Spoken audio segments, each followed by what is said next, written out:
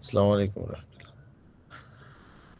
یہ زندگی میں بارہا اس لیے ریپیٹ کرتا ہوں کیونکہ امتحان ہے، اور امتحان میں سختیاں ضروری، آسانیاں بھی ہے،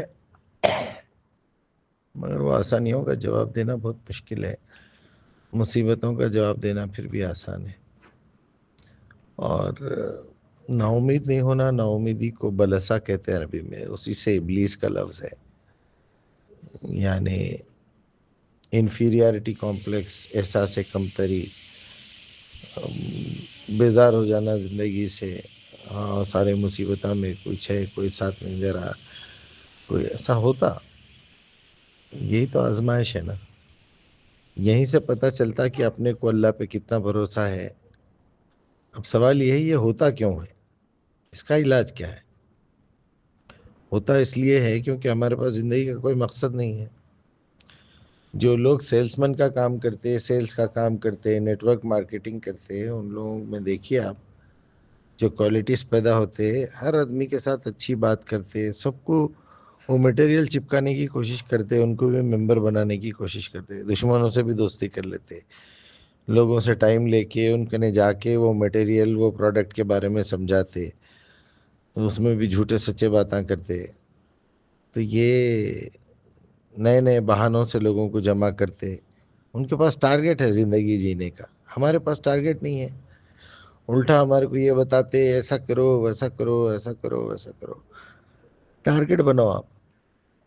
یہی فارمولا تبلیغی جماعت والے اپنا لیے، انہوں نے ٹارگٹ بنائے، انہوں بھی نیٹ ورکنگ کرتے، نیٹ ورک مارکیٹنگ کرتے، ثواب، حور، جنت، نہریں بہری، یہ ہو رہا ہے، وہ ہو رہا ہے، اتنا پڑھے تو یہ ہوتا، اتنا پڑھے تو ہوتا، پبلک بیوقوف بن جاتی۔ گناہ پھیلتے جا رہے ہیں دنیا میں، قرآن کے اوپر حملہ ہو رہا ہے، مسلمان بچیاں بھیڑوں سے شادیاں کر لے رہے ہیں، اس کی کوئی اہمیت نہیں ہے ان لوگوں کے پاس۔ آخری درجے کے لالچی رہتے، پیسے کے، زمینہ خریدتے، کاروبار کرتے، ایک ایک روپے کو مر جاتے، تھوڑے پیسے جماعتوں میں خرچ کر کے بہت بڑا کارنامہ کر دیا سمجھتے۔ حرام حلال کی کوئی تمیز نہیں رہتی، جھوٹ بولتے، دھوکہ دیتے، وعدہ خلافی کرتے۔ نفاق اور منافقت تو بھرا ہوا ہے ان لوگوں کے اندر، بالکل ایسے ہی ہے۔ یہ جتنے نیٹ ورک مارکیٹنگ کے لوگ رہتے نا، آخری مطلب ہی اپنا مال چپکانا، اس کو بھی ممبر بنانا، ان کے پاس بھی وہی فارمولا ہے، ان کو بھی جماعت کا ممبر بنا دیے، اپنے جیسا بیل بنا دیے، بکرا بنا دیے، تو ان کو بھی ثواب ملتا سمجھتے ہو۔ تو یہ سب چکروں سے باہر آنا، پریکٹیکل لائف گزارنا، اور سب لوگوں کو اللہ کا بندہ بنانا، اللہ سے تعارف کرانا ہمارا کام ہے بس۔ وہ ٹارگٹ بنا کے چلے تو زندگی بھی اچھی گزرتی، اور دعوت کو اگر اپنی ذمہ داری سمجھے، قرآن کی دعوت کو، تو یہی عبادت ہے۔ الدعاء هو العبادہ، دعا مخ العبادہ۔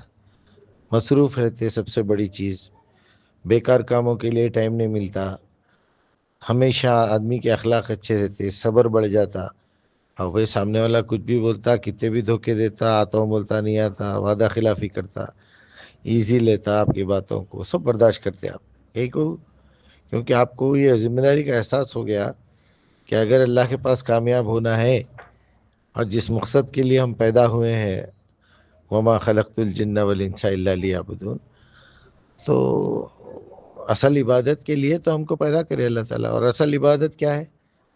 آپ ایٹ لاسٹ اگر جا کے دیکھے کہ اللہ کی عبادت اگر کرنا ہے تو قرآن میں لکھا ہوا ہے عبادت کا طریقہ اور احکامات پورے۔ تو جیسا ہی آپ اس کو کام کرنا شروع کریں گے، دعوت کا کام کرے تو آٹومیٹیکلی عبادت بھی ہوتی، آسان بھی ہوتا گناہ چھوڑنا۔ یہی اصل ذمہ داری ہے، اس کو ٹارگٹ بناؤ آپ۔ نا امیدی قریب بھی نہیں آتی، ابلیس دور دور سے بھاگ جاتا اپنے کو دیکھ کے، ڈر جاتا اپنے سے۔ اصل دعوت کا کام یہ ہے۔ تو نا امیدی اسی سے ختم ہوتی، زندگی اچھی گزرتی، آخرت بھی سنور جاتی۔